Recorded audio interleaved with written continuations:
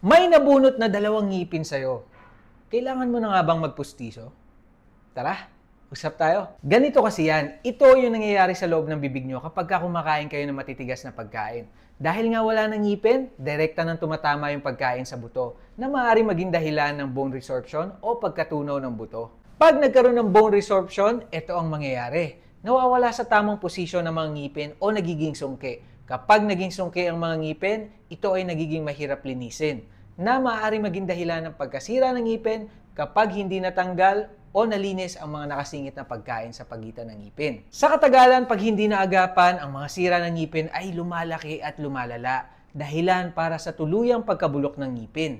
Anong dapat gawin? Magpa-check sa inyong dentista para malaman kung anong applicable denture sa inyong bungi at ipa-check nyo na rin kung meron na kayong developing caries o sirang ngipin.